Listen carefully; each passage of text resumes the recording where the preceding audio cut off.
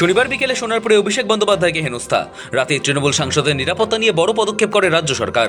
সোনারপুরে তুমুল বিক্ষোভ ও হেনস্থার শিকার হওয়ার পর আপাতত নিজের বাড়িতেই চিকিৎসকদের কড়া নজরদারিতে রয়েছেন ডায়মন্ড হারবারের তৃণমূল সাংসদ অভিষেক বন্দ্যোপাধ্যায়। বাইপাসের ধারে দুটি বেসরকারি হাসপাতাল তাকে পরীক্ষা করে ফিট সার্টিফিকেট দিলেও তার শারীরিক পরিস্থিতির কথা মাথায় রেখে সম্পূর্ণ বিশ্রামের পরামর্শ দিয়েছেন চিকিৎসকরা। এসবের মাঝেই ডায়মন্ড হারবারের সাংসদের উপর হামলার ঘটনার পর রাজ্য সরকারের তরফে তার নিরাপত্তা বাড়ানোর সিদ্ধান্ত নেওয়া হয়েছে। অভিষেকের নিরাপত্তা বাড়িয়ে এবার তাকে এক্স ক্যাটাগরির সুরক্ষা দেওয়া হচ্ছে।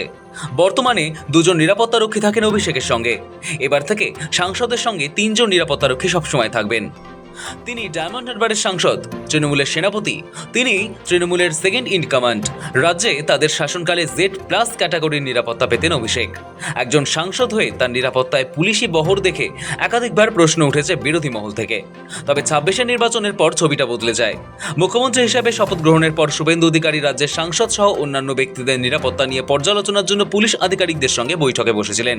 তারপরেই প্রত্যাহার করা হয় অভিষেকের Z+ নিরাপত্তা। সেই সময় সরকারের তরফে জানানো হয়, একজন সাংসদ হিসেবে যতটুকু নিরাপত্তা দরকার অভিষেকও তাই পাবেন। সেই মতোই অভিষেকের সঙ্গে ছিলেন দুজন নিরাপত্তারক্ষী।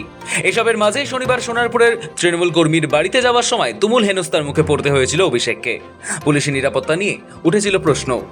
সোনারপুরেও তার সঙ্গে দুজনই নিরাপত্তারক্ষী ছিলেন। তবে শনিবারের ঘটনার পর বাড়ল অভিষেক বন্দ্যোপাধ্যায়ের নিরাপত্তা। তাকে এক্স ক্যাটাগরির নিরাপত্তা দেওয়ার সিদ্ধান্ত নিল শুভেন্দু অধিকারী সরকার। অভিষেকের সঙ্গে সবসময় তিনজন করে নিরাপত্তারক্ষী থাকবেন। এদিকে ঘটনার তদন্তে নেমেই একের পর এক অভিযুক্তকে গ্রেপ্তার করা শুরু হয়েছে। রাতভর ওই এলাকায় তল্লাশি অভিযান চালায় সোনারপুর থানার পুলিশ। হামলার ভিডিও ফুটেজও খতিয়ে দেখা হয়। সেই ভিডিও সূত্র ধরেই ওই একাধিক অভিযুক্তকে গ্রেপ্তার করা হয়। হামলায় আর কারা জড়িয়ে তাদেরও চিহ্নিত করে দ্রুত গ্রেপ্তার করা হবে বলে জানা গিয়েছে। জাহিদ মিস্ত্রি ও সৌভিক সান্যালের রিপোর্ট, সময় কলকাতা।